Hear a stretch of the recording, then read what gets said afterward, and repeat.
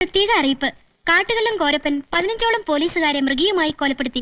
ചന്ദ്രക്കൊള്ളയും മറ്റും നടത്തിവന്ന കോരപ്പന്റെ വേട്ട കൂടുതൽ നാശത്തിലേക്ക് വഴിതെളിക്കുന്നതിനാൽ ഗവൺമെന്റ് പുതിയൊരു നിലപാട് കൈക്കൊണ്ടു.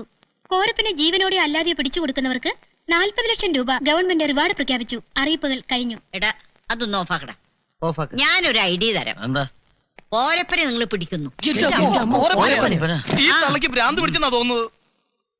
എടാ പിടിച്ചു കൊടുത്താൽ കിട്ടുന്നത് 40 ലക്ഷം രൂപയാ. അതോടെ നിങ്ങൾ ലക്ഷപ്രഭുക്കളാകുന്നു. ലക്ഷപ്രഭുക്കള് അതിലും ഭേദം കിഡ്നി വിറ്റ് കാശാക്കുന്നതാ. വേണ്ട വേണ്ട, കാട്ടിക്കിടന്ന് എത്താലേ നമ്മുടെ ഡെഡ് ബോഡി ഒന്നും തിരിച്ചിട്ടില്ല. അത് കാട്ടുമൃഗങ്ങൾ പോയിട്ട് കോരപ്പം പോലും തിന്നൂല. എടാ മണ്ടന്മാരെ, ജീവിതം ഒന്നേ ഉള്ളൂ. റിസ്ക് എടുത്താലേ എന്തെങ്കിലും ആവാൻ പറ്റൂ. ഇങ്ങനെ കഷ്ടപ്പെട്ട് ജീവിക്കുന്നതിനേക്കാൾ നല്ലത് കോരപ്പന്റെ കൈകൊണ്ട് മരിക്കുന്നതാണ്. ഗിന്നസ് ബുക്കിൽ പേരെങ്കിലും വരും. SSLC ബുക്കിൽ പേര് വരാൻ ഞാൻ 7 തവണ ശ്രമിച്ചു, എന്നിട്ട് വന്നില്ല. പിന്നെ ആ ഗിന്നസ് ബുക്ക്. നീയൊക്കെ ചോണക്കുട്ടികളാടാ. നിന്റെയൊക്കെ രോമത്തിൽ തൊടാൻ പോലും ആർക്കും സാധിക്കില്ല. Life is a challenge. Meet. ശരിയാ, ചാവുന്നെങ്കിൽ ചാവട്ടെ. എനിക്ക് എന്റെ മുറപ്പെണ്ണനെ കിട്ടണം. എനിക്ക് എന്റെ സഹോദരി അന്തസ്സായിട്ട് ഇറക്കി വിടണം. എനിക്ക് DGP ആകണം. നീ നേരത്തെ SA ആവണമെന്നല്ലേ പറഞ്ഞു? അത് കാശിടുന്നതിന് മുമ്പല്ലേ. ഇനി എനിക്ക് DGP എനിക്ക് എന്തൊക്കെയോ ആവണമെന്നുണ്ട്. ആയിക്കോ ആയിക്കോ. പക്ഷെ ജീവിതം ഒന്നല്ലേ ഉള്ളൂ. ഞാനില്ല. ഇവന് പേടിയാ. പേടി നിന്റെ അച്ഛൻ. എന്റെ അന്ത്യം കോരപ്പന്റെ കൈ കൊണ്ട് ആവരുതെന്ന് എനിക്ക് നിർബന്ധമുണ്ട്. നീ വരലെങ്കിൽ വേണ്ട. 40 ലക്ഷം രൂപ കിട്ടി ഞങ്ങള് കാട്ടിപ്പോവാ. അപ്പൊ ഞാനോ? നീ ജീവിതകാലം മുഴുവൻ നാട്ടുകാരുടെ വിഴുപ്പലക്കി കൊണ്ട് ഇവിടെ കഴിഞ്ഞോ? എന്നെ ഒറ്റയ്ക്കാക്കിട്ട് നീയൊക്കെ മാത്രം അങ്ങനെ സൂഹിക്കണ്ട. കാട്ടിലെങ്കിൽ കാട്ടില്, കോരപ്പനെങ്കിൽ കോരപ്പൻ. കൊടുക്കണ പിള്ളേരെ ജെയിംസ് അച്ചായന് ഇനിയും എന്നെ മനസ്സിലായിട്ടില്ല. അവസാനമായി ഒരു നോക്ക് കാണാനാ ഞാൻ ആരും കാണാതെ ഓടിക്കതിച്ച് വന്നത്. ഒരുപക്ഷെ ഇനി കാണാൻ പറ്റിയില്ലെങ്കിലോ? ഞാൻ ഇനി ഒരിക്കലും തിരിച്ചു വരില്ല നിന്റെ അപ്പനെ പോലെ നീ കരുതണ്ടാവല്ലേ? സ്നേഹത്തെയും മടത്തെയും ത്രാസിൽ ചോക്കുന്ന നിന്റെ അപ്പച്ചനുണ്ടല്ലോ, ഞാൻ മൂക്കൊണ്ട് എണ്ണെണ്ണ പറയും കേട്ടോടി. മണ്ണെണ്ണ ഒഴിക്കുന്നതൊക്കെ പിന്നെ ആദ്യം നീ അങ്ങോട്ട് എന്നെ കരയടയ്ക്കാൻ സഹായിക്കടാ. അതുവരെ ഞാൻ വേണേലും ഒന്ന് ഹാൻഡിൽ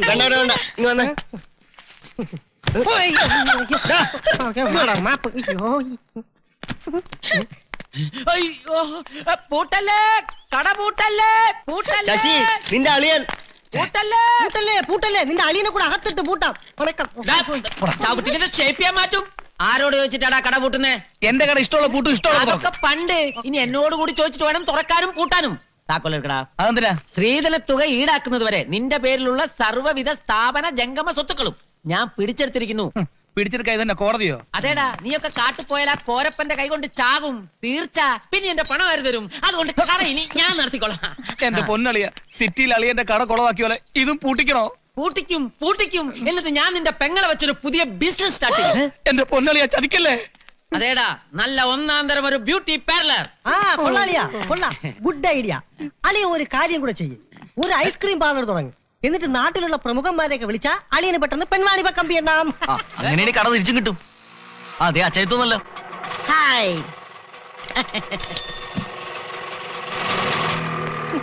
സോറി, ഞാൻ ലേറ്റ് ആയില്ലല്ലോ. ലേശം വൈകിയതേ ഉള്ളൂ. പോടാ.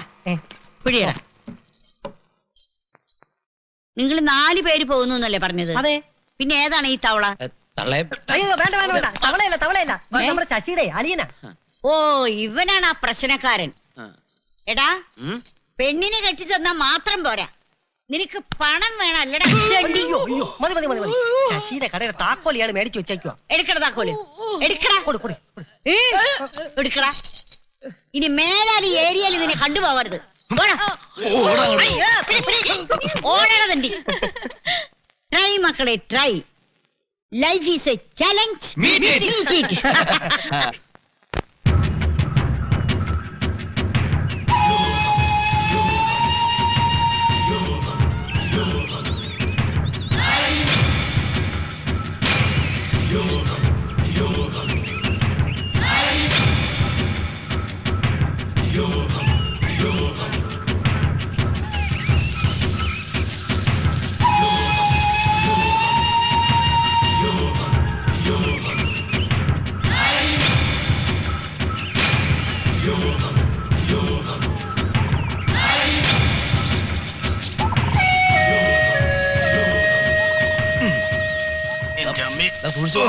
അമിതാഭ് ബച്ചനെങ്ങാൻ ഇതിലെ വന്നെങ്കിൽ തെണ്ടിപ്പോയേനെ. പിന്നെ അയാൾ കാട് കയറി നടക്കുകയല്ല തെണ്ടാൻ. കാട്ടി കയറിയാൽ എങ്ങനെ പറയാടാ തെണ്ടികളെ. വായ്ക്ക് രുചിയായിട്ട് ഭക്ഷണം കഴിച്ചു വരികയായിരുന്നു. അപ്പോഴാണ് ആ തള്ളയുടെ ഒടുക്കത്തെ പറച്ചിൽ. അവര് പറഞ്ഞ സത്യമല്ലേ? ഈ കാട്ടിൽ ഒന്നൂർ ആരെങ്കിലും തിരിച്ചു പോയിട്ടുണ്ടോ? എനിക്ക് എന്തെങ്കിലും സംഭവിച്ച ഒരു പ്രേതമായിട്ടെങ്കിലും വന്ന് ഞാൻ തളർത്തെത്തും. നീ എന്താടാ ചിരിക്കുന്നത്? ഞാൻ ആലോചിക്കായിരുന്നു നാട്ടുകാർക്ക് കംപ്ലീറ്റ് അലക്കണം അപ്പനെ ഇപ്പം നാട്ടുകാരെടുത്ത് അലക്കായിരിക്കും.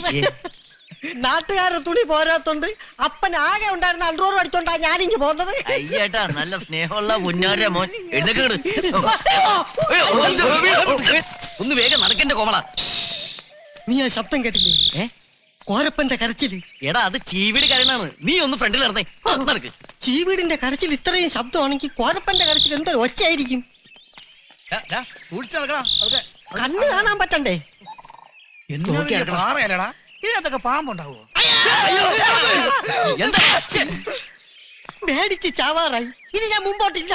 ഇങ്ങനെ കുറെ പേടിച്ചു കുറമാര്. നിങ്ങൾക്കൊക്കെ പേടിയാണ്. ഒരു കാര്യം ചെയ്യ്, നിങ്ങളുടെ മുമ്പിൽ നടക്ക്, നീ പുറകെ നടക്ക്. അപ്പൊ നീയോ? ഞാൻ നടുക്ക് കിടക്കാം. അത് വേണ്ട, ഞാൻ നടുക്ക് കിടന്നോളാം. നീ എങ്ങോട്ടെങ്കിലും നടക്ക്. പിന്നെ ഞാൻ മുമ്പിലായി. ഈശ്വര, ഞാൻ വീണ്ടും മുമ്പില്. നടക്കണം അങ്ങോട്ട്. ഇറങ്ങും, സൂക്ഷിക്കണം കേട്ടോ, കംപ്ലീറ്റ് ചെളിയാണ്. അതിന് ഞങ്ങൾ നിന്റെ തലേ കൂടി അല്ലല്ലോ നടക്കണത്. ഈ കാട്ടിലൊരാളനക്കം പോലും ഇല്ല. വായ അനക്കാതെ നടക്കടാ. ഇവിടെ പിന്നെ ആരും നിന്റെ ഡ്രസ് അഴിക്കില്ല. കോരപ്പനെ പിടിച്ച ഉടൻ തന്നെ ഒരു അഗ്രിമെന്റ് ഒപ്പിക്കും. മീശ വെട്ടാനുള്ള കോൺട്രാക്ട് എനിക്ക് തരണമെന്ന്. എന്ന് അലക്കാനുള്ള അമ്മേ, അമ്പ് എവിടെ നിന്ന്? ആരെയും കാണുന്നില്ലോ. അവര് നമ്മളെ കണ്ടിട്ടുണ്ടാവും. ഇനി ഇവിടെ നിന്ന് ശരിയാവില്ല. ആരും പന്തികേടാണ്.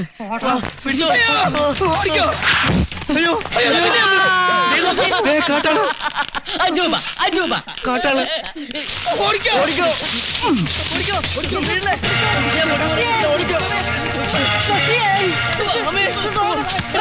ഈ വള്ളി ആരാ?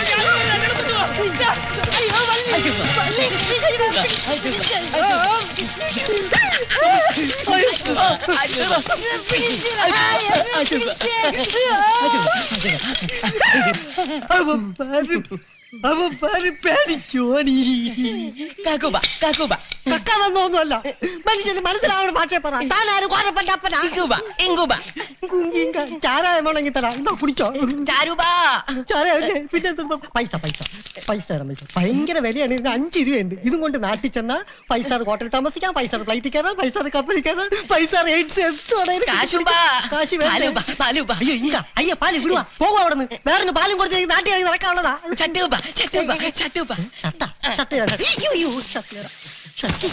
താനും എന്റെ അപ്പന്റെ അടുത്ത് ഷർട്ട് അലക്കാൻ കൊടുത്തിരുന്ന. അപ്പന്റെ അടുത്ത് അലക്കാൻ കൊടുത്തിരുന്നവർക്ക് ഇപ്പൊ ഈ അവസ്ഥയിലായി.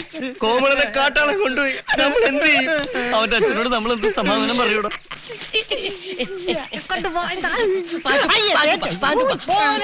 പോകട്ടും പോടാ. കാട്ടില് സ്ഥിരമായി തുണി ഉള്ളതാരടാ. പോലാൽ പോകട്ടും പോടാ. എന്താ ഞാൻ ഹാപ്പിയാണടാ. എനിക്കും എന്റെ അച്ഛനും നാട്ടിലുള്ള പോലെ തന്നെ കാട്ടിലും ഒരുപാട് ഫാൻസ് ഉണ്ടടാ. അതായിരിക്കും നിന്റെ ഫാൻസ് അയാൾ ഊരി മേടിച്ചത്. അത് അച്ഛന്റെ അവസാനത്തെ ആഗ്രഹപ്രകാരം ഞാനേക്ക് ദാനം ചെയ്തതാ. നോക്കി നിൽക്കാതെ വരിനടാ. നമുക്ക് കോരപ്പനെ പിടിക്കാനുള്ള യാത്ര തുടരാം. പോളോമീ.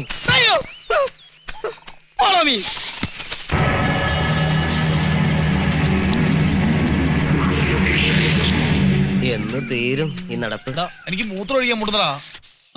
എന്നാ എനിക്ക് മൂത്രം. ഇതാ കുഴപ്പം. ഒരുത്തർ എന്തെങ്കിലും തോന്നിയാൽ എല്ലാവർക്കും അത് തന്നെ വേണം. ഈ ഒത്തൊരുമ എപ്പോഴും കാണണം. ഈ സിബിത് എവിടെ പോയി കിടക്കണം?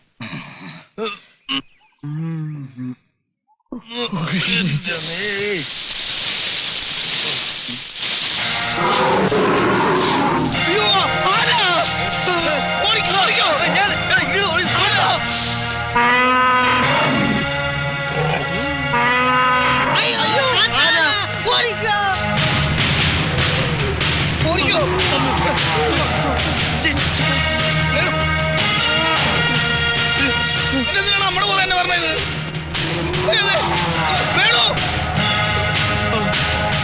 ആന കൊല്ലാൻ വരുന്നേ, ആരും രക്ഷിക്കണേ.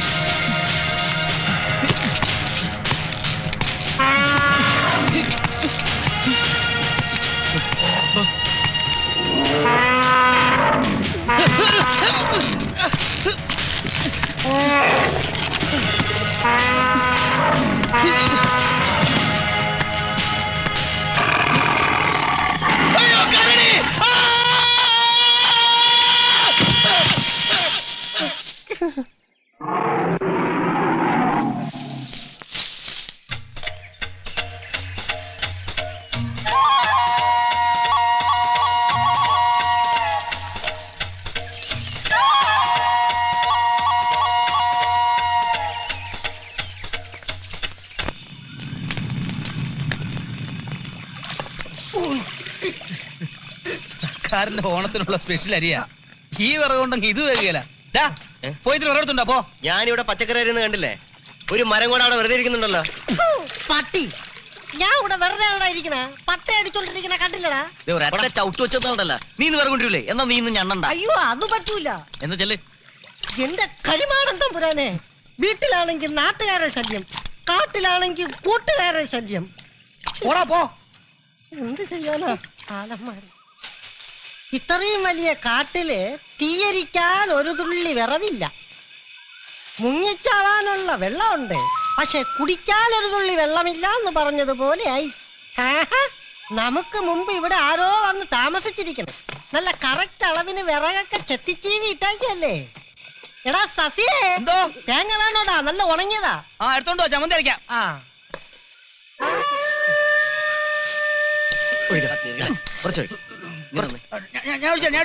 രസപ്പെട്ടു. നിന്റെയൊക്കെ നോട്ടം കണ്ട തേങ്ങ ആദ്യമായിട്ട് കാണുകയാണെന്ന് തോന്നുമല്ലോ. നമ്മൾ നാട്ടിലെ സ്ഥിരമായിട്ട് കാണുന്നല്ലോടാ. തോന്നുന്നു.